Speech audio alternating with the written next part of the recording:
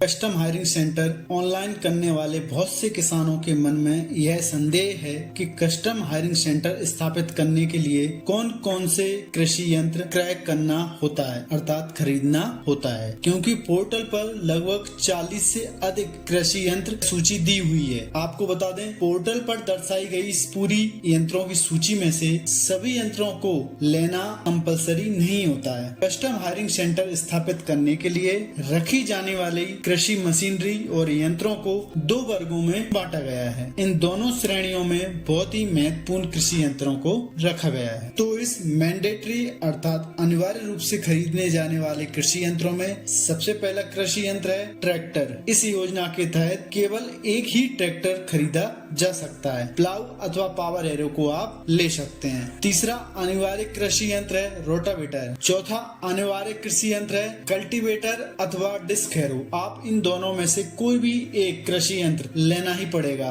पांचवा अनिवार्य कृषि यंत्र है सीड कम फर्टिलाइजर ड्रिल अथवा ट्रैक्टर से चलने वाला अन्य कोई बुआई यंत्र। इसके बाद छठवा अनिवार्य कृषि यंत्र है ट्रैक्टर से चलित थ्रेसर अथवा स्ट्रॉ रीपर, जिसको भूसा बनाने वाली मशीन कहते हैं। इन दोनों में से कोई एक कृषि यंत्र आपको लेना होगा। इस प्रकार से हमने आपको 6 कृषि यंत्र ऐसे बता दिए हैं जो अनिवार्य रूप से आपको लेने ही लेने होंगे। इसके अलावा ऑप्शनल कृषि यंत्र होते हैं जो आप ऐच्छिक रूप से अपनी मर्जी से लेना चाहें तो ले सकते हैं। ऐच्छिक अर्थात ऑप्शनल यंत्र प्रोजेक्ट की लागत सीमा अंतर्गत यदि आवेदक चाहे तो स्थानीय तथा फसल की आवश्यकताओं को देखकर इस सूची में से यंत्रों को क्रय कर सकते हैं। ऐच्छिक रूप से रखे जाने वाले कृषि यंत्रों में मुख्यतः 34 मशीनरियों को रखा गया है। इसमें से आवेदक कृषक एक या एक से अधिक कृषि यंत्रों को अपनी प्रोजेक्ट की लागत के अनुसार ले सकता है।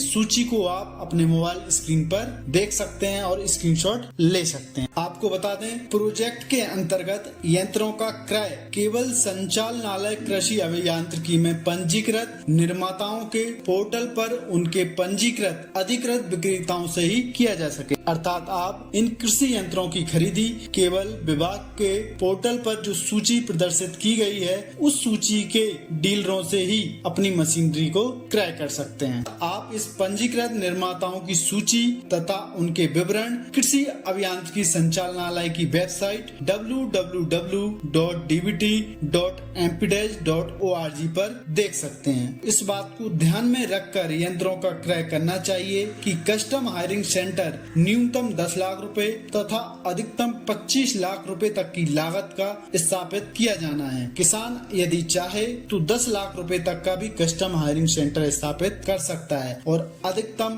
25 लाख रुपए की लागत का कस्टम हायरिंग सेंटर स्थापित कर सकता है। आपको बता दें, कस्टम हायरिंग सेंटर के लिए सभी वर्ग के किसानों को अधिकतम 40% तक अनुदान दिया जाता है। साथ ही ट्रैक्टर एवं अन्य मशीनरी को खरीदते समय ध्यान रखें, क्रय किए जा रहे कृषि यंत्र और ट्रैक्टर आपस में मैचिंग के होना चाहिए। हितग्राही कृषक को अनुदान राशि केवल मशीन यंत्रों की लागत के आधार पर देय होती है। सभी मशीनों पर अनुदान की गणना सब मिशन ऑन एग्रीकल्चर मैकेनाइजेशन योजना में जो अनुपूरक दिया हुआ है उसके ही अनुसार प्रत्येक यंत्र पर प्रावधान के अनुसार अधिकतम सीमा तक अनुदान दिया जा सकेगा। यदि वीडियो आपको पसंद आया हो तो वीडियो को लाइक और शेयर जरूर करें। साथ ही चैनल को सब्सक्राइब कर लें, जिससे प्रत्येक दिन आपको समय पर मंडी भाव की जानकारी और किसानों से संबंधित अन्य महत्वपूर्ण वीडियो समय पर मिल सके।